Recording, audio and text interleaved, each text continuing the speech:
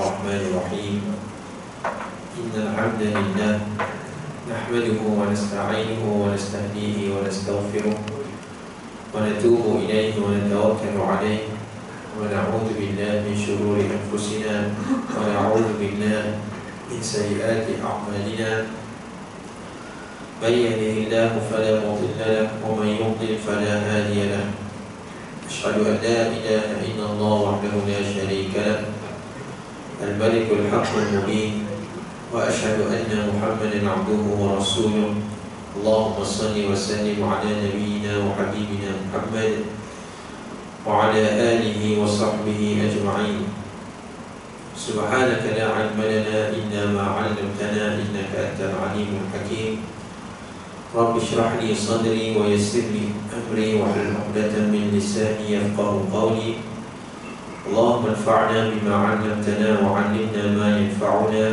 وزدنا علما وفقها في الدين يا رب العالمين أما بعد Muslimin muslimat hadirin hadirat yang dirahmati Allah Subhanahu wa taala.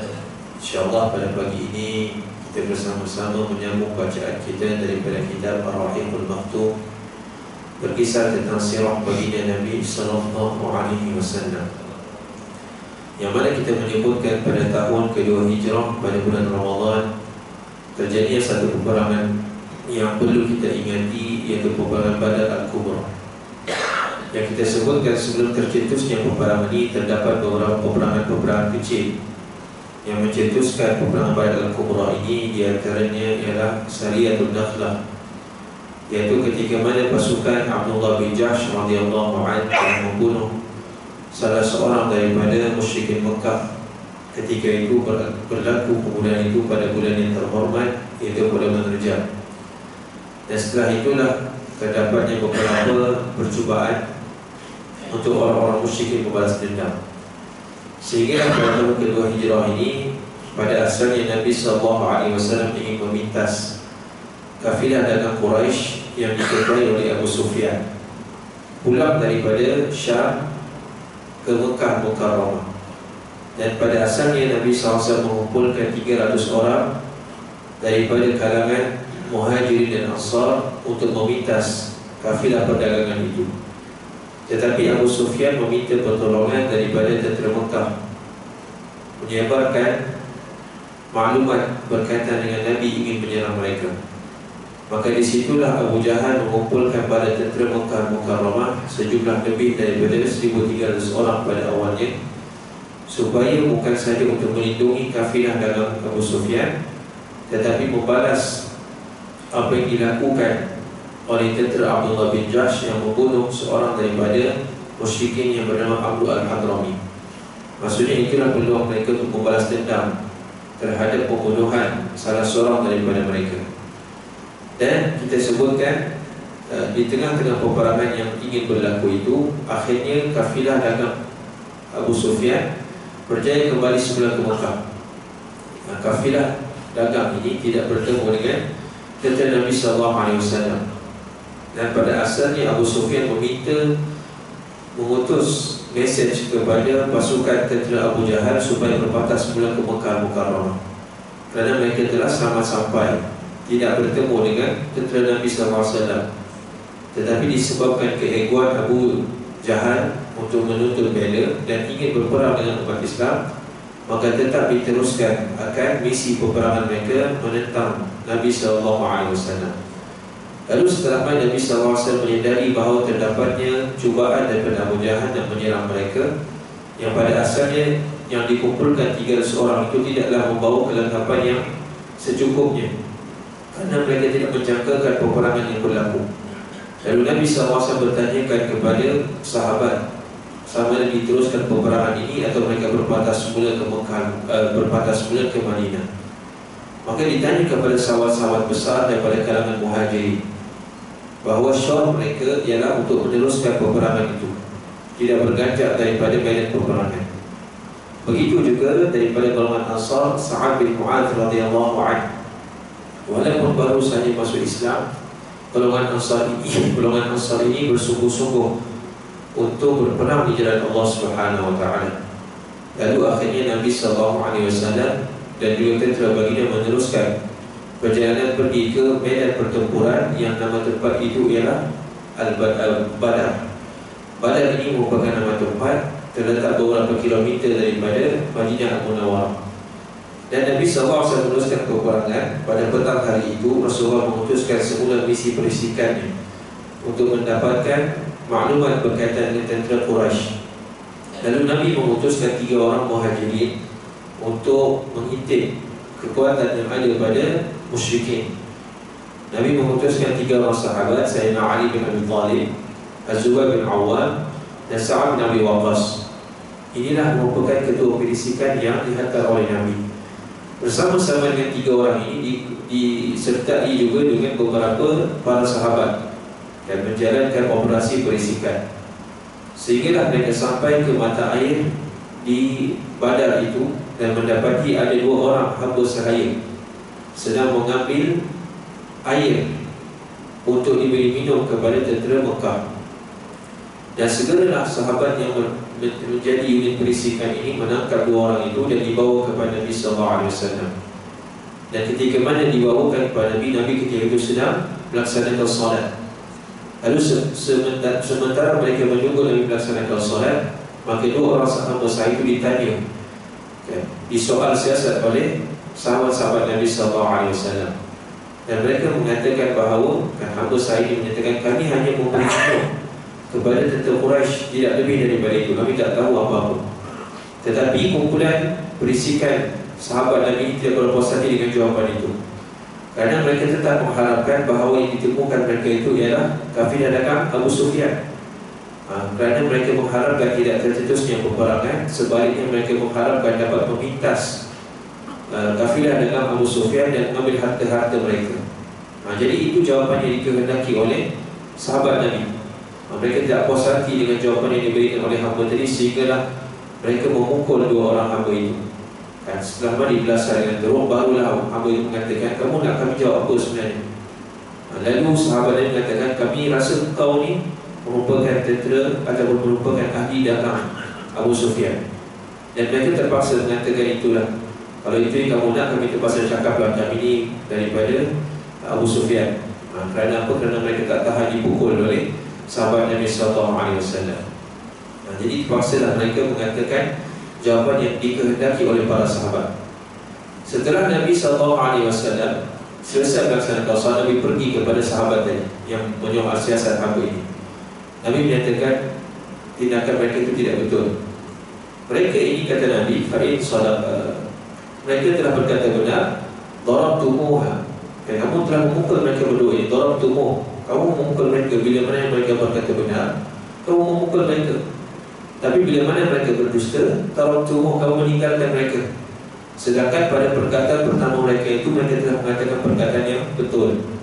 Mereka hanyalah ditugaskan untuk memberi minum kepada tentera musyrikin pimpinan Abu Jahal. Lalu kemudian Nabi SAW pergi kepada 2 orang hamba tadi. Dan Nabi kata, lupakanlah yang tadi. Sekarang ni aku pula nak tanya kamu, kata Nabi, bagaimanakah pihak Quraisy sekarang ni? Lalu hamba itu mengatakan, mereka berada di belakang bukit kecil yang boleh dilihat dari lembah yang jauh. Dan itu mereka menyebutkan bahawa mereka telah berdekatan. Orang-orang musyrikin tentera ini sangat hampir dengan tentera muslimin. Dan Nabi bertanya kepada mereka, berapa kakak bilangan mereka ini? Jadi 2 orang hamba itu tidak mengetahui bilangan tentera pimpinan Abu Jahal. Dan Nabi SAW memiliki kecerdasan, kepintaran. Lalu Nabi bertanya dengan satu soalan yang sebenarnya akan memberikan jawaban kepada bilangan mereka. Nabi bertanya kepada orang hamba ini, dalam sehari berapa ekor unta yang dikorbankan untuk dijadikan santapan kepada tentera? Dan sehari berapa ekor unta? Lalu mereka menyatakan bahawa sekurang-kurangnya dalam sehari itu 9 atau 10 ekor. Macam kita dah tahu, kalau kedua kahwin, kalau kita nak menjangkakan kehadiran tetamu, kan, kalau kita sediakan 3,000 pack makanan, maksudnya 3,000 itulah yang datang. Jadi begitu juga dengan situasi yang ditanya oleh Nabi SAW ini. Mereka menjawab lebih kurang 9 atau 10 ekor. Dan satu ekor unta boleh dijamah 100 orang. Jadi satu ekor unta boleh dijamah seramai 100 orang. menunjukkan bahawa kekuatan orang-orang musyrikin ini sekitar 900 ataupun 1000 orang. Kerana pada asalnya 1300, tetapi 300 orang dari diri atas syur daripada seorang yang bernama Syarif bin Akhnas. Dan pada asalnya kita pernah ceritakan mereka keluar tentera orang musyrikin ini pada asalnya lebih kurang 1300. Tapi 300 orang menarik diri disebabkan syur daripada Syarif bin Akhnas. Kerana mereka telah mendapati tentera ataupun kafilah Abu Sufyan telah terselamat. Tidak ada poin untuk mereka teruskan peperangan. Tetapi lagi 1000 tetap mereka terpaksa mematuhi perintah Abu Jahal untuk meneruskan peperangan menentang Nabi SAW. Jadi itu jawapan yang diberikan hamba tadi, dan Nabi menganggarkan kekuatan mereka sekurang-kurangnya 900 hingga 1000 orang. Kemudian Nabi bertanya soalan yang berikutnya, siapakah orang ternama daripada Quraisy yang join peperangan ini? Dan siapa yang join peperangan di pihak kaum musyrikin? Nabi bertanya ini untuk mengetahui betapa seriusnya mereka dalam peperangan ini. Lalu hamba sahaya ini menjawab, yang ada ialah Muhammad bin Syaibah, Abu Al-Bakhtari bin Hisham, Hakim bin Hizam, Nawfal bin Huwainid, Al-Harith bin Amir, Taimah bin Ali, Al-Nadar bin Harith, Zam'a bin Aswad, Abu Jahal, dan Umayyah bin Khalaf. Dan kesemua yang begitu terkenal, yang begitu ternama. Macam pernah bola sepak lah, kalau nak tengok betapa seriusnya pasukan itu, maka mereka menurunkan kesemua kesebelasan utama. Jadi begitu yang berlaku pada perang Badar ini. Semua yang ternama semua ada di pasukan Abu Jahal. Dan kaum musyrikin telah menampilkan ke semua pemimpin-pemimpin yang terkemuka. Yang hanya tertinggal ialah Abu Lahab, kita sebutkan sebelum ini. Dan Abu Lahab dia tak join peperangan ini kerana dia telah menggantikan tempatnya dengan seorang yang pernah berhutang dengannya. Kan dia takut sebenarnya. Kan dia mengimpikan juga bahawa dia akan memerintah Mekah walaupun sebagai interim. Tak apalah, yang penting dia dapat perintah Mekah buat sementara. Lalu dia memutuskan seorang yang pernah berhutang dengannya menggantikan tempatnya. Kalau dia ganti, kira hutang selesai. Jadi Abu Lahab sahaja yang tidak join dalam peperangan Badar Kubra. Tetapi kebanyakan nama-nama besar terlibat. Kan Abu Jahal, Umayyah bin Khalaf, Utbah bin Rabi'ah, begitu dia Hakim bin Hizam, Abu Al-Bakhtari. Abu Al-Bakhtari ini sebenarnya walaupun dia orang musyrik, tetapi dia banyak membantu Nabi SAW.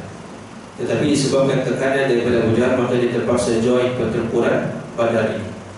Lalu bila mana Nabi SAW mendengarkan nama-nama itu, Nabi mengatakan kepada para sahabat baginda, kan, hadhihi Makkah, Mekah telah pun, kata Nabi, alqat ilaikum kibdaha, Mekah telah pun memberikan jantungnya kepada kamu, yakni kepada sahabat. Maksudnya mereka benar-benar all out untuk menentang para sahabat Nabi SAW. Jadi maksudnya mereka, Nabi dah sampaikan kepada para sahabat, kan orang-orang Mekah musyrik ini benar-benar ingin bertempur dengan kaum muslimin. Lalu tuan-tuan, kita lihat apakah yang terjadi pada malam berlakunya sebelum pertempuran berlaku. Allah Subhanahu wa ta'ala telah pun menurunkan hujan kepada mereka, serentak menimpa di tempat namanya Badar ini, dan hujan itu menimpa kepada kedua-dua pasukan, sama ada pasukan Nabi dan juga pasukan Abu Jahal. Yang membezakan ialah hujan yang sangat lebat menimpa kepada kaum musyrikin. Adapun hujan renyai-renyai, hujan gerimis turun kepada umat Islam. Dan hujan yang renyai-renyai ini sebagai rahmat kepada para sahabat Nabi SAW. Setelah menempuh perjalanan beberapa hari lamanya, maka dengan hujan itu memberikan kesegaran pada mereka. Dan kesegaran ada juga kebersihan dari sudut tubuh badan. Adapun hati mereka juga ditetapkan oleh Allah Subhanahu wa ta'ala, batin mereka juga dibersihkan oleh Allah Subhanahu wa ta'ala. Dan dengan hujan itu bumi yang mereka pijak terasa kemas dan pasir-pasir menjadi padat, maka teguhlah kedudukan mereka. Dan ketika mana mereka berhati-hati menurun ataupun memijak tanah yang licin itu, para sahabat dan muslimin berpegangan tangan antara satu dengan yang lain. Dengan pegangan tangan ini memberikan ukhuwah dalam hati mereka. Dan mereka dengan pegangan tangan itu, sentuhan fizikal itu, memberikan kekuatan untuk mereka kasih mengasihi atas dasar persaudaraan ukhuwah sesama umat Islam. Bukan saja mereka diberikan hujan itu sebagai satu bentuk kesegaran, tetapi hati mereka sesama persaudaraan itu dikuatkan oleh Allah Subhanahu wa taala. Ketika mereka berpegangan tangan supaya tidak tergelincir sahabat mereka, maka itu sebagai bentuk menguatkan persaudaraan dalam hati masing-masing. Kemudian setelah mana mereka bergerak, Nabi SAW bergerak sehingga sampai satu tempat di peperangan di medan Badar itu. Nabi memilih satu tempat pada asalnya, dan Nabi SAW menganggap itu sebagai satu tempat yang terbaik. Lalu kemudian ada seorang sahabat daripada golongan Ansar yang bernama Khubab bin Al-Munzir. Khubab ini merupakan daripada golongan Ansar, di antara yang memiliki kepakaran dalam strategi peperangan. Lalu ketika mana Nabi memilih tempat itu, Khubab bertanya kepada Nabi, "Wahai Rasulullah, adakah tempat ini merupakan arahan dari Allah ataupun sekadar merupakan khid'ah, merupakan strategi daripada Nabi SAW?" Maksudnya Khubab bertanya, adakah pilihan tempat itu wahyu dari Allah ataupun merupakan pandangan Nabi semata-mata, kan atas kapasiti Nabi sebagai manusia. Lalu Rasulullah mengatakan, ia adalah peperangan, ia adalah pandangan dan strategi peperangan. Maksudnya yang pilihan tempat itu merupakan ijtihad daripada Nabi SAW. Di sini menunjukkan tuan, kalaulah perkara yang bersifat agama yang datang ketetapan yang dari Allah Subhanahu wa taala, maka tidak layak untuk kita mempersoalkan, tidak layak kita untuk mempertikaikan, sekadar kita mendengar dan kita melaksanakan perintah dari Allah Subhanahu wa taala. Tetapi kalau ada dasar perkara yang bersifat dunia, urusan-urusan yang bolehnya ada pandangan yang berbagai, maka dibolehkan. Seperti mana sahabat yang bertanya kepada Nabi, dan Nabi membolehkan pertanyaan tersebut, bahawa apa yang dipilih oleh Nabi itu sekadar pandangan baginya. Dan Nabi juga pernah menyebutkan satu hadis, "Antum a'lamu bi umuri dunyakum." Kamu lebih mengetahui akan perkara-perkara keduniaan kamu. Maksudnya kalau bukan benda itu bukan bersifat agama, kan bersifat keduniaan, urusan pentadbiran dan sebagainya yang diketahui oleh orang lain, maka diserahkan kepada mereka yang lebih berautoriti. Seperti mana dalam kisah ini, Nabi SAW memberitahu kepada Khubab bahawa ia merupakan pandangan Nabi. Lalu Khubab mengemukakan satu pandangan yang lebih baik. Kan pandangan Nabi itu pandangan yang betul sebenarnya. Pilihan tempat itu pilihan yang tidak ada salahnya. Cuma yang Khubab ini mengemukakan pandangan yang lebih baik. Khubab mengatakan, "Wahai Rasulullah, ini bukan tempat yang sesuai untuk kita singgah. Kan tempat yang terbaik ialah kita mengambil sumber air yang paling dekat dengan tentera musuh. Itulah yang dijadikan sebagai tempat camp kita, dan kita menguasai di manakah sumber air yang paling dekat dengan tentera musyrikin. Di situlah kita berada. Supaya apa? Supaya orang-orang musyrik tidak boleh mengambil air daripada sana. Kerana yang paling penting dalam peperangan juga ialah sumber minuman, bekalan air. Kalaulah tidak dapat dikuasai, maka ia akan memberikan kelemahan kepada tentera tersebut. Dan itu cara Khubab, kita kuasai tempat air mereka dan kita musnahkan telaga-telaga yang ada di sekitarnya. Kemudian kita bina sebuah kolam yang kita penuhkan dengan air. Nanti kita akan dapat memerangi kaum itu dalam keadaan kita dapat minum dan mereka tidak dapat meminum daripada sumber air yang dekat dengan mereka. Lalu Rasulullah SAW memuji cadangan Khubab ini dan mengatakan, engkau telah memberikan pandangan yang baik. Maka Rasulullah membawa tenteranya hingga sampai ke tempat mata air yang paling hampir dengan pihak musuh. Mereka sampai ke tempat itu dan ketika 2 hari sudah hampir gelap. Lalu mereka membina kolam-kolam dan menghapuskan telaga-telaga yang lain. Tidak disebutkan dalam kitab ini mengapakah dibina kolam, tetapi ada pandangan mengatakan bahawa kolam itu yang diisi air dengannya dibubuh racun oleh tentera muslimin. Kerana itu merupakan satu strategi. Kalaulah mungkin orang-orang musyrik mengambil air daripada kolam itu, maka mereka terbunuh disebabkan racun yang telah pun dibubuh pada air berkenaan.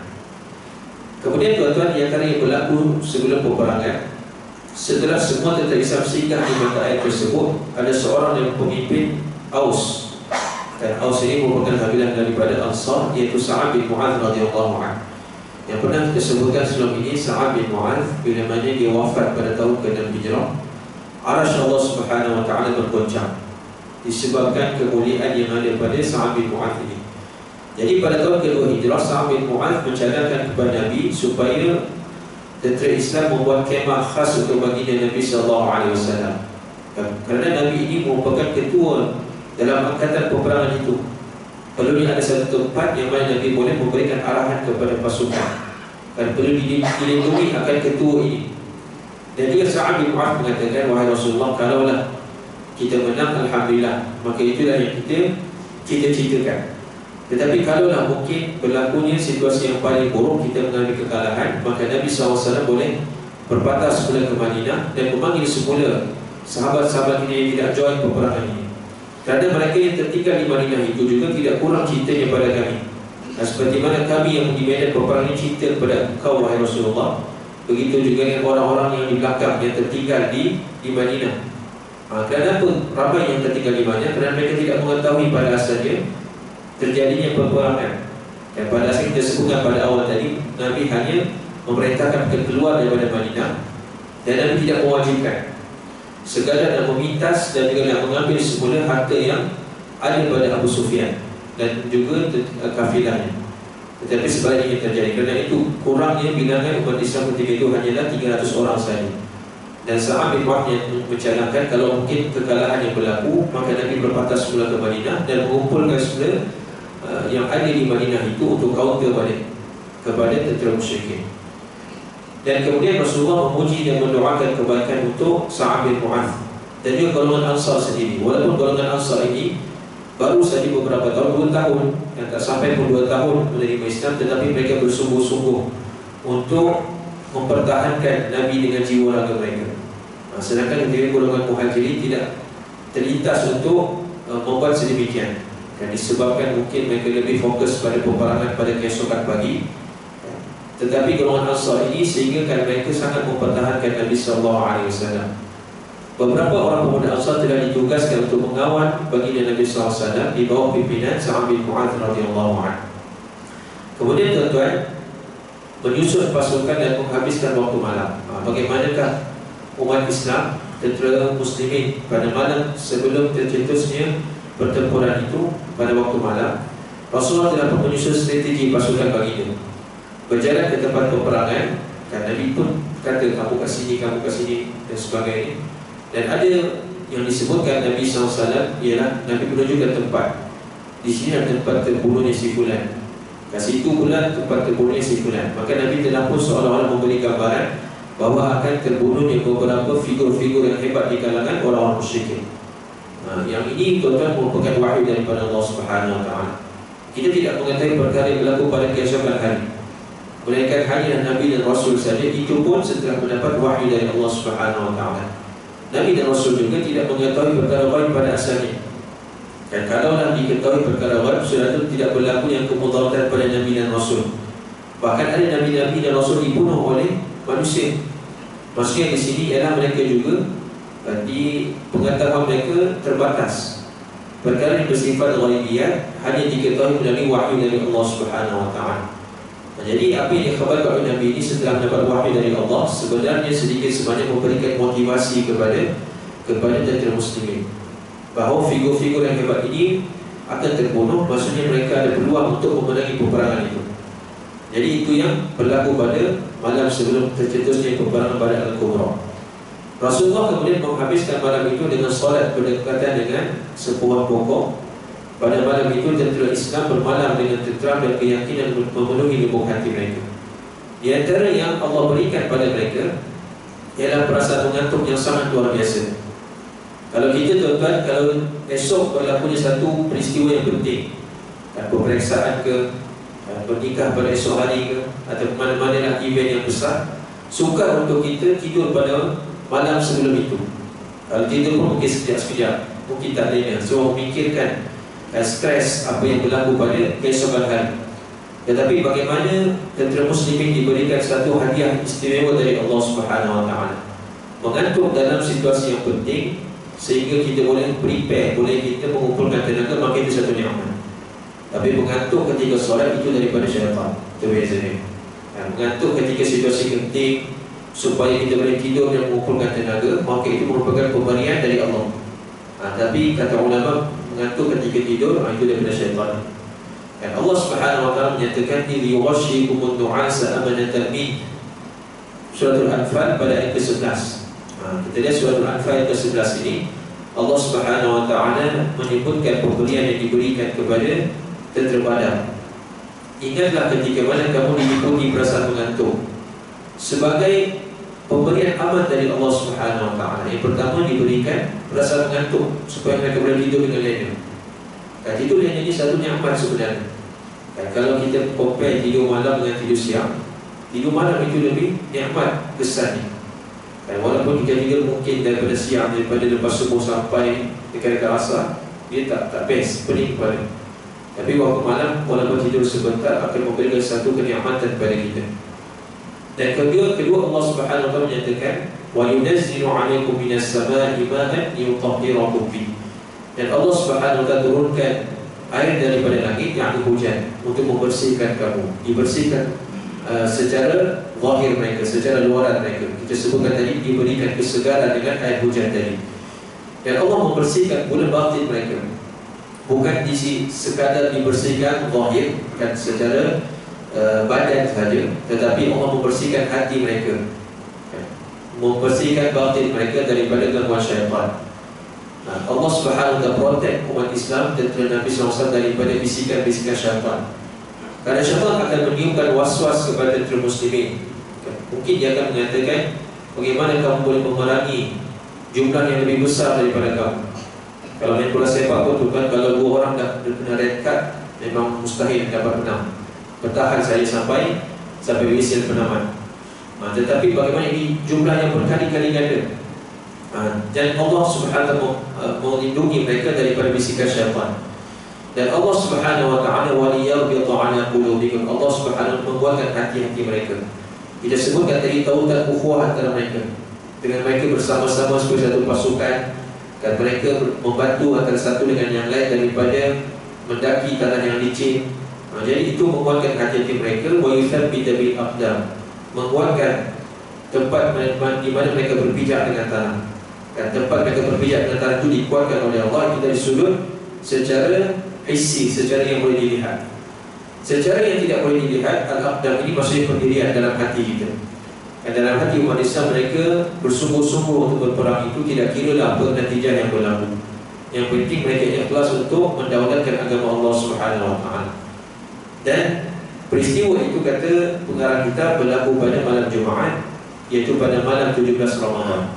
Jadi fakta sejarah yang disebutkan dalam kitab Rahiqul Makhtum ini, di samping 17 Ramadan kita mengingati nuzul Al-Quran, dan yang lebih tepat di 17 Ramadan tahun kedua Hijrah merupakan malam sebelum tercetusnya peperangan Badar Al-Kubra.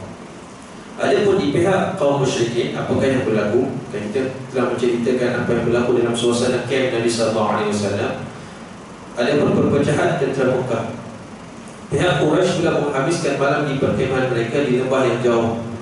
Apabila pagi, mereka pun berkumpul dan turun dari bukit kecil menuju ke lembah Badar. Di Badar itu ada satu wadi ataupun lembah.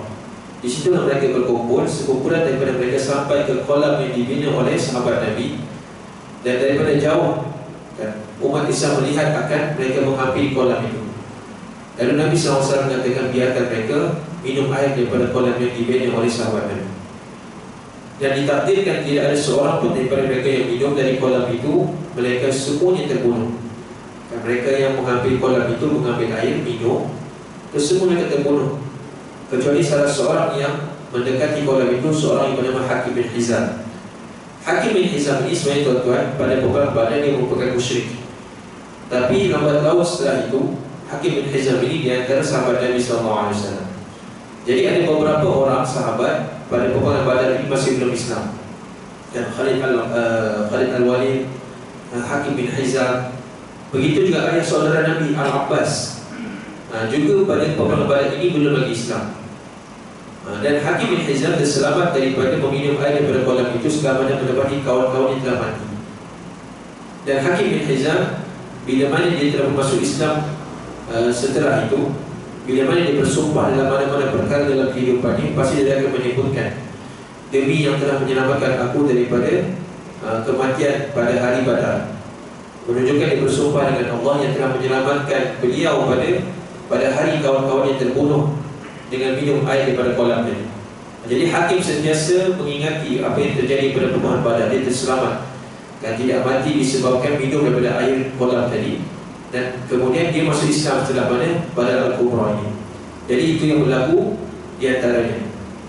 Dan ada yang berlaku juga pada sebelum ini cerita pada pagi 17 Ramadan. Dan saling kedua pasukan boleh melihat antara satu dengan yang lain dengan jarak yang jauh. Kan boleh dilihat walaupun jarak yang jauh. Dan sebelum tercetusnya pertempuran itu, Abu Jahal mengirim seorang daripada tenteranya yang memiliki kepakaran dalam berisikan untuk meninjau secara umum bagaimana kekuatan tentera muslimin. Adakah mereka ini ada reserve unit di belakang mereka? Maka diutus seorang yang bernama Umair bin Wahab al-Jumahi untuk meninjau kekuatan tentera Madinah. Maka berlegarlah Umair meninjau bagaimana kekuatan tentera Nabi SAW. Setelah mana dia mendapati laporan itu, kemudian dia mengumpulkan pada Abu Jahal. Mereka ini sebenarnya Abu Jahal hanya 300 orang saja secara kasarnya. Kalau lebih pun sedikit, kalau kurang pun sedikit. Maksudnya tidak lebih daripada 300 lebih saja. Tetapi kemudian kata Abu Jahal, oh ini peluang terbaik, jom kita mulakan peperangan. Tetapi dia dihalang oleh Umair al-Jumahi ini mengatakan, nanti aku nak cek semula, aku nak confirmkan betul-betul tidak ada pertolongan daripada mereka. Kerana tengok daripada arah kiri kanan ke belakang, mungkin ada tentera yang menyelinap di sebalik mereka. Jadi sekali lagi Umair al-Jumahi ini meninjau buat kali kedua. Dan kali kedua ini dia melihat secara lebih terperinci. Kemudian dia mengumpulkan laporan pada Abu Jahal. Lalu dikatakan benar, seperti mana yang pertama tadi, aku telah yakin bahawa bilangan mereka ini hanyalah sekitar ini sahaja. Tetapi ada satu kata-kata Umair al-Jumahi ini, dia mengatakan al-balaya tahmilu al-manaya, al-balaya tahmilu al-manaya. Dalam mana kitab terjemahan bahasa Melayu disebutkan bahawa terjemahannya ialah bala itu menemui kematian. Itu terjemahannya. Tetapi yang lebih tepat kalau kita nak lihat kepada konteks bahasa Arab, al-balaya itu malapetaka. Al-manaya itu al-manaya ini satu kepercayaan masyarakat jahiliyah, yang mana orang Arab jahiliyah ada kepercayaan kalaulah seorang itu mati dan dia meninggalkan unta, orang yang mati ini akan dikebumikan bersama dengan untanya yang masih hidup. Unta itu ditambak di kawasan perkuburannya. Kerana kepercayaan orang jahiliyah bahawa bila mana mungkin orang itu bangkit semula di alam yang lain, maka dia akan membawa bersama-sama dengan unta yang ditambak itu. Macam orang kafir sekarang lah, kan, orang mati ditanam kereta dia sekali, dengan harapan kalau dia hidup semula di alam lain, kereta itu yang akan digunakan olehnya.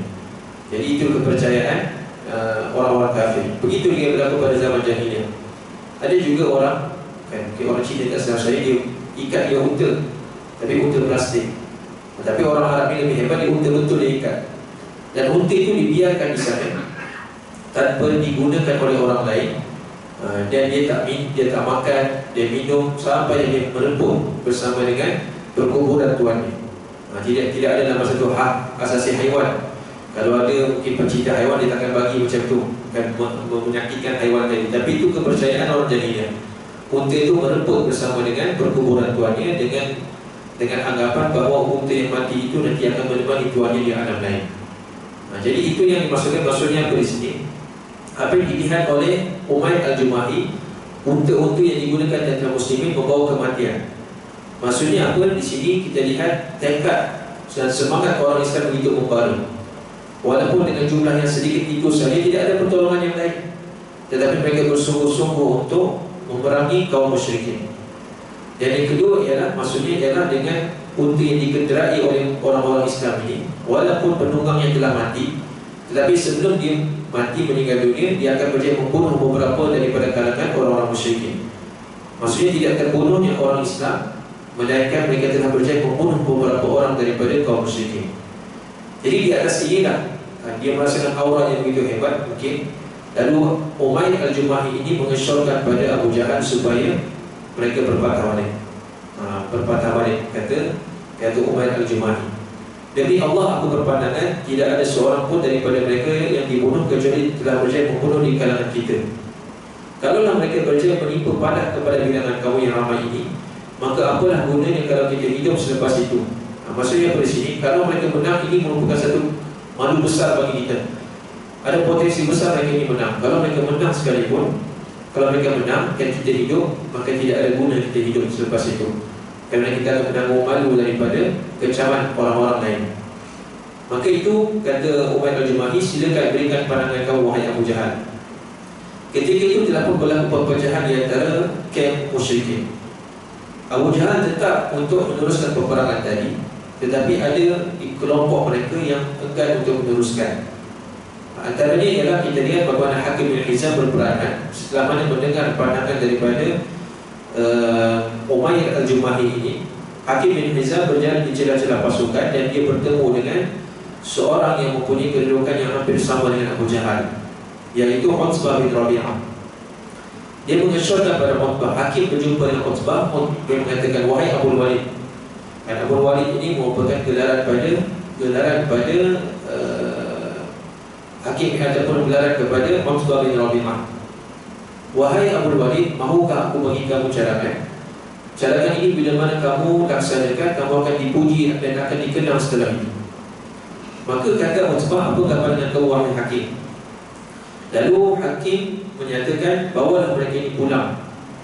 Adapun mereka yang telah terbunuh itu, iaitu Amr al-Hadrami yang telah dibunuh secara silap oleh tentera Abdullah bin Jahsh, maka engkau saja menanggung kos kerugian yang terpaksa dihadapi oleh mereka. Kerana tuan-tuan, Utbah bin Rabi'ah ini dia mempunyai hubungan kerabat dengan yang terbunuh, yang dibunuh oleh orang Islam. Iaitu Amr al-Hadrami ini. Amr al-Hadrami ini kerabatnya dekat dengan Utbah bin Rabi'ah. Kerana tuan-tuan, kalau kita berlaku pembunuhan, kalau nak dihukum qisas itu, perlulah semua sepakat ahli waris bersepakat bahawa pembunuh itu perlu dikenakan hukuman qisas. Kalau ada salah seorang daripada mereka beri kemaafan, cukup tidak terjadinya qisas tadi. Walaupun seorang, mungkin ada 10 orang, 9 bersetuju untuk pembunuh itu dikenakan hukuman qisas, tapi ada seorang berikan kemaafan, maka seorang ini dikira pandangannya, tidak dikenakan hukuman qisas, dan yang membunuh itu belum membayar wang pampasan. Jadi begitu juga yang berlaku ini. Cadangan Hakim bin Hizam, biar sahaja Utbah ini membayar kos kerugian akan Abu al-Hadrami. Kemudian Utbah pun sebenarnya bersetuju dengan pandangan tadi. Aku bersedia berbuat demikian, tetapi engkau wahai Hakim hendaklah menjadi penjaminku atas tindakan ini. Kemudian Utbah berkata lagi kepada Hakim, aku dah setuju, tapi kau kena jumpa pula dengan Ibnu al-Hanzaliyah. Ibnu al-Hanzaliyah, tuan-tuan, ialah Abu Jahal sebenarnya. Dan gelaran Abu Jahal ini banyak.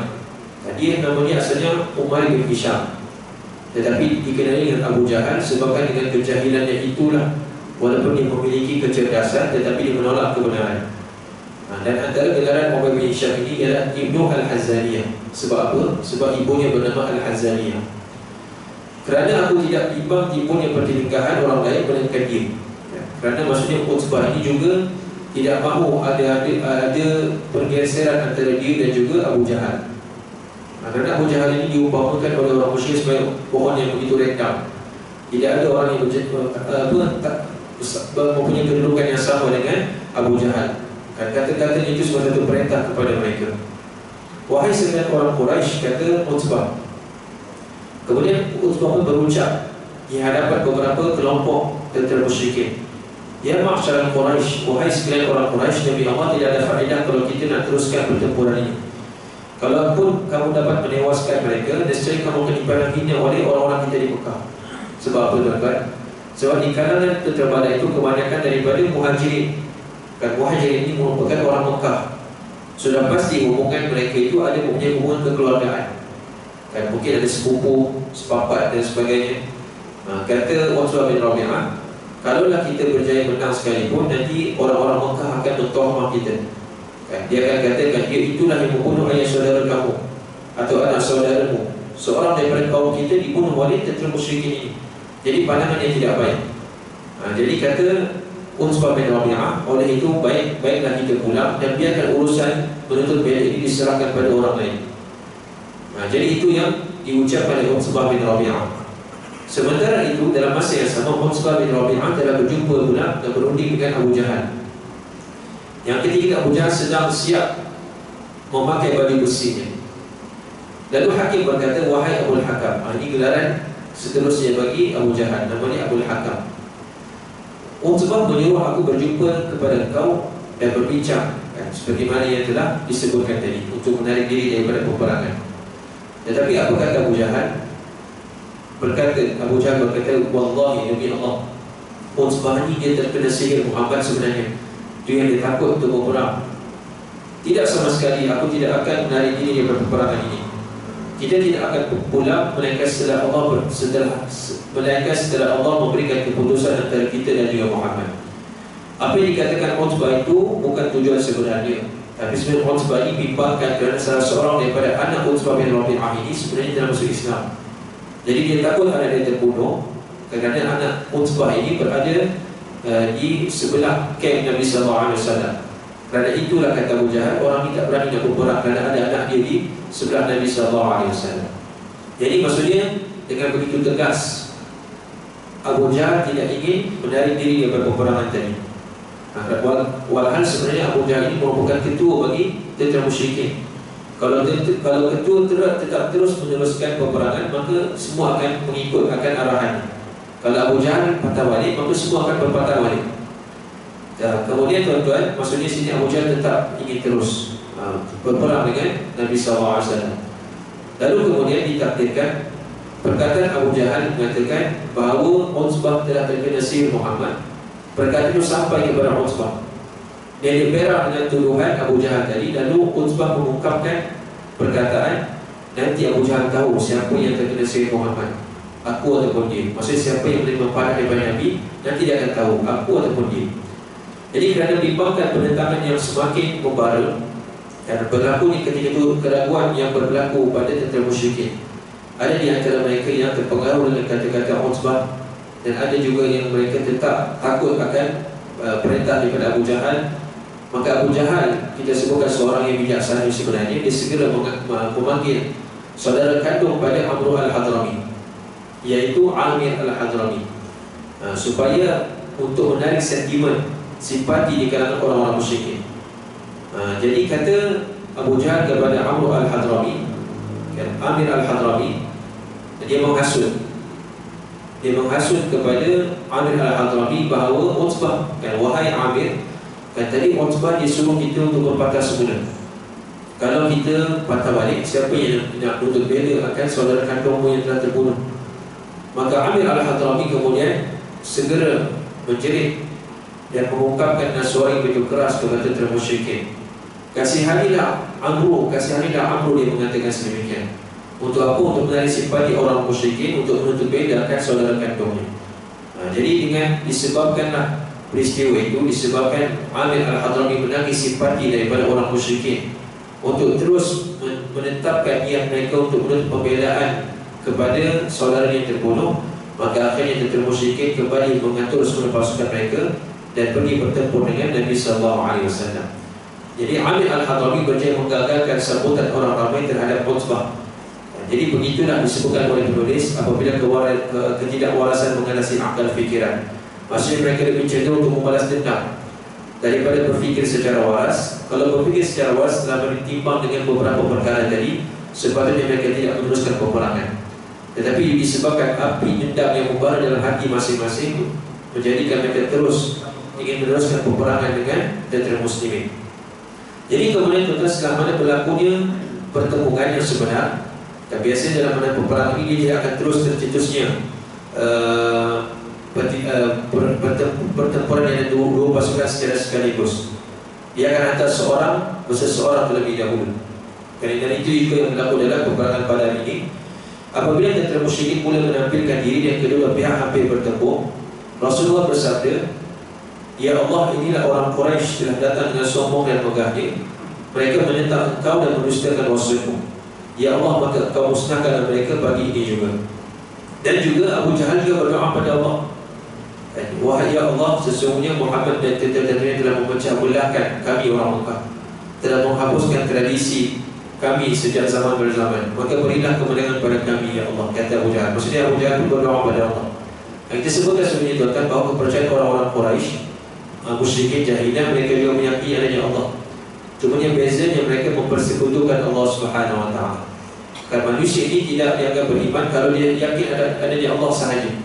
Tetapi perlu dia mengesah dan mentauhidkan Allah Subhanahu Wa Taala, baru dia dikira sebagai orang yang beriman. Lalu turunnya ayat daripada surah Al-Anfal yang ke-19, rentetan daripada doa Abu Jahal ini, Allah menurunkan satu ayat. In tastaftihu faqad ja'akumul fath wa in tantahu fahuwa khairul lakum wa in ta'udu na'ud wa lan tughni 'ankum fi'atukum syai'an walau kathurat wa anna Allaha ma'al mu'minin. Jadi ayat ini turun berdasarkan doa Abu Jahal tadi. Kerana Abu Jahal meminta kemenangan. Lalu Allah menyatakan, jika kamu wahai orang musyrik memohon supaya diberi kemenangan bagi pihak yang benar. Kerana Abu Jahal mengatakan, ya Allah bagilah kemenangan pada kami ni orang yang benar. Maksudnya diberikan kemenangan itu kepada pihak yang betul, pihak yang sahih di sisi Allah Subhanahu Wa Taala. Maka Allah mengatakan sesungguhnya Allah berikan kemenangan kepada golongan yang benar. Maka sesungguhnya kemenangan yang kamu pohonkan itu telah datang dan disaksikan oleh kamu wahai orang musyrik, iaitu diberikan kemenangan pada umat Islam. Dan jika kamu berhenti daripada memusuhi Nabi SAW, maka itu yang lebih baik bagi kamu. Dan jika kamu kembali memusuhi baginda, kami yakni Allah juga kembali menolong mereka mengalahkan kamu. Dan golongan angkatan perang kamu tidak sekali-kali akan dapat menyelamatkan kamu sedikit pun, sekalipun bilangan kamu ramai. Yang demikian itu kerana Allah Subhanahu Wa Taala beserta dengan orang-orang yang beriman. Jadi itulah tuan-tuan ayat terakhir kita pada pagi ini. Jadi itulah beberapa perkara yang terjadi sebelum tercetusnya pertemuan secara berhadapan di antara musyrikin dan juga muslimin. Dan insyaAllah pada kesempatan berikutnya kita akan nyatakan siapakah di kalangan orang musyrikin yang tampil untuk berhadapan satu lawan satu dengan umat Islam. Dan kemudian adanya 3 lawan 3, barulah kemudian tercetusnya peperangan secara bilangan yang ramai. InsyaAllah kita akan uraikan pada kesempatan akan datang. Wallahu ta'ala a'la wa'ala. Bismillahirrahmanirrahim. Alhamdulillahi rabbil alamin. Wassalatu wassalamu ala nabiyyina Muhammadin wa ala alihi wa sahbihi ajma'in. Allahumma bika asbahna wa bika amsayna wa bika nahya wa bika namutu wa ilaika nusyur.